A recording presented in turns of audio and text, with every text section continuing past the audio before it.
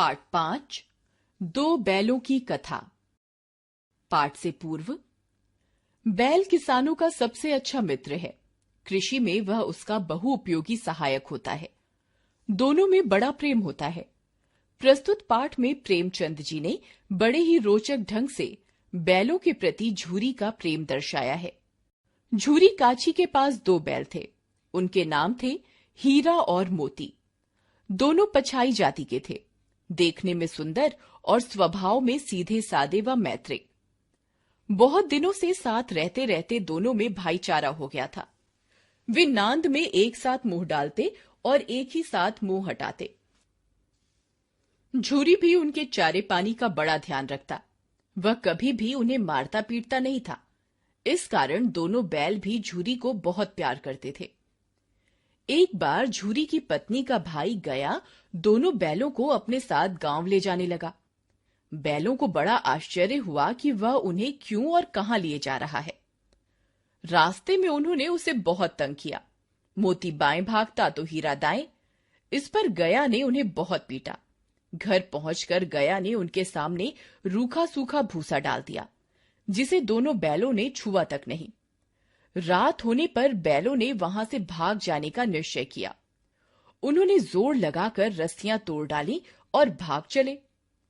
सुबह उठकर जब झूरी ने उन्हें थान पर खड़े देखा तो वह सब कुछ समझ गया और प्यार से उन पर हाथ फेरने लगा।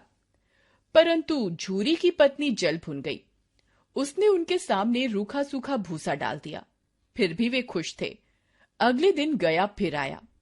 इस बार वह बैलों को गाड़ी में जोत कर ले चला। रास्ते में मोती की इच्छा हुई कि गाड़ी गड्ढे में ढकेल दे, परंतु हीरा समझदार था। उसने गाड़ी संभाल ली और वे जैसे तैसे गया के घर पहुंचे। अब गया ने उनसे बहुत सख्त काम लेना शुरू किया। वह उन्हें दिन भर हल में जोतता और जब तब उन्हें मारता पीटता। वे लाचार निगाहों से एक दूसरे को देखते। गया के घर में एक छोटी लड़की थी। वह बैलों की दुर्दशा देखती तो उसे बहुत बुरा लगता। वह रात को चुपके से उन्हें रोटी खिलाती। दोनों बैल उसके प्यार के आगे अपमान और मार भूल जाते। एक दिन मोती रस्सी तोड़ने का प्रयास कर रहा था कि वह लड़की वहां आ गई और उसने दोनों बैलों को खोल दिया। दोनों वहां से भाग निकले। थोड़ी देर बाद जब गया को पता चला तो वह भी उनके पीछे दौड़ा, परंतु उन्हें पकड़ न सका। अब हीरा और मोती आजाद थे। रास्ते में उन्हें एक सांड मिला। वह उनकी ओर लपका तो हीरा मोती के होश उड़ गए। भागना बेकार था, इसलिए दोनों ने साहस से काम लिया। सांड ने आकर हीरा पर वार किया तो मोती ने उस पर पीछे से सींगों से चोट की। सांड घबराया। वह किसी एक को तो मारकर कचूमर निकाल देता, परंतु यहां पर तो दो थे। दोनों की मार से घबराकर सांड भाग निकला।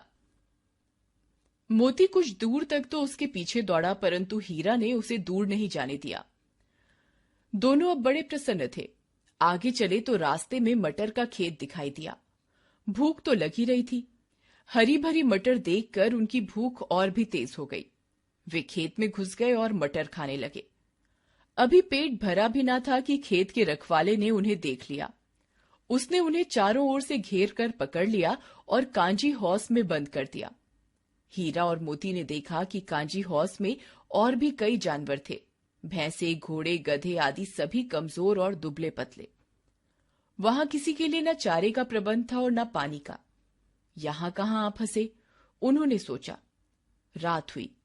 मोती ने हीरा से कहा, अगर दीवार तोड़ दी जाए तो बाहर निकलना आसान हो जाएगा। उसने सींगों से दीवार गिराने का प्रयत्न किया। 2-4 चोटों में ही थोड़ी सी दीवार गिर गई। उसका उत्साह बढ़ा तो उसने और जोर से चोटें लगानी शुरू की। दीवार में रास्ता बनते ही पहले तो घोड़ियां भागी, फिर भैंसे और बकरियां। मोती ने गधों को भी सींग मार मार कर भगा दिया। उसने हीरा को भी भाग चलने को कहा, परंतु हीरा ने मना कर दिया।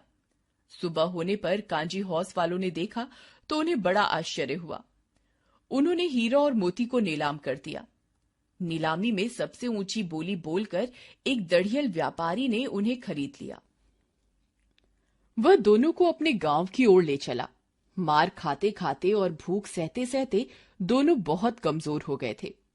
उनकी हड्डियां निकल आई थीं। भूख प्यास से व्याकुल बैलों में कुछ भी दम बाकी नहीं रहा था।